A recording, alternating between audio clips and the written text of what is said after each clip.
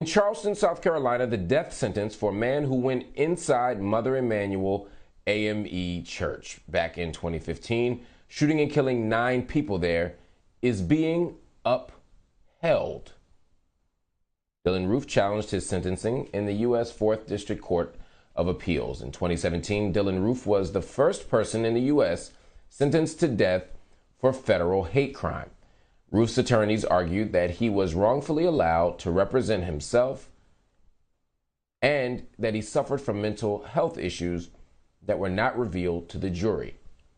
Rejecting his appeal, the court recounted how he targeted Mother Emanuel as a historically black congregation.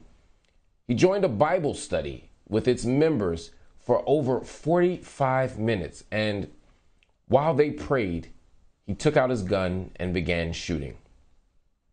Dylann remains on death row in Indiana.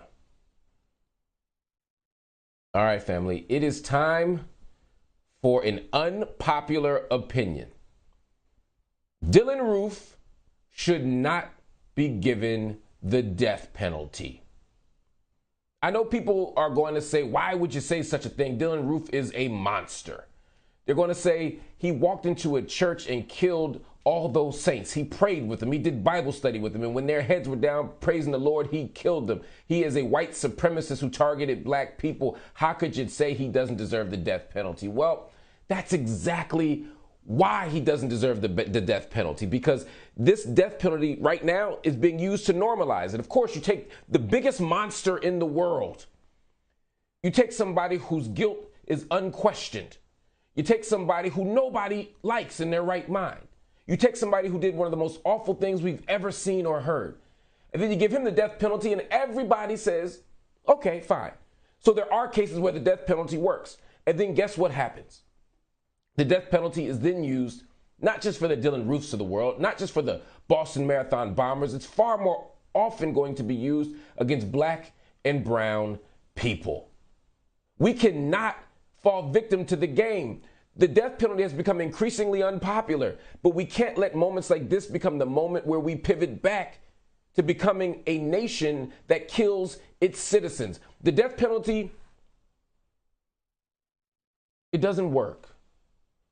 It doesn't make people more likely to put down their guns and not murder somebody. It doesn't make somebody less likely to kill somebody. The death penalty does not dissuade people from murder. In fact, in states where there is the death penalty, murder rates are often higher. It doesn't work. It doesn't do what y'all say it's supposed to do. We get it wrong a lot.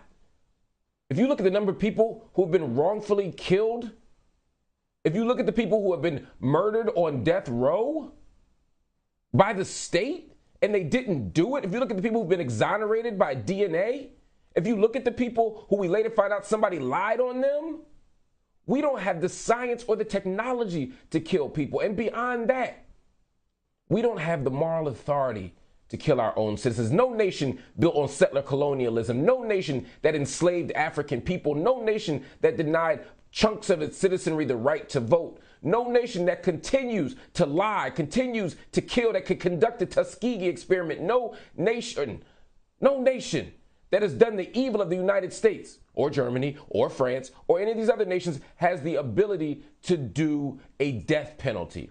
So yeah, you can be happy that Dylann Roof is going to die.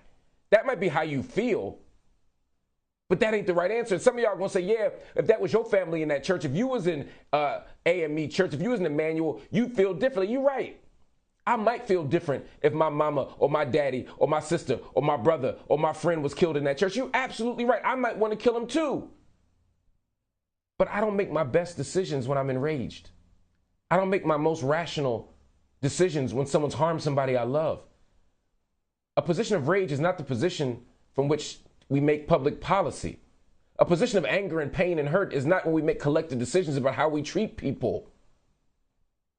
Right now is an opportunity for us to show our moral authority, not with a whodunit, not with a we don't know what happened, but with a surefire slam dunk murdering monster like Dylann Roof. We have the opportunity to say, no, we are not going to kill him, not because we give a damn about Dylann Roof, but because we care about who we want to be as a country and as a people. That's my unpopular opinion.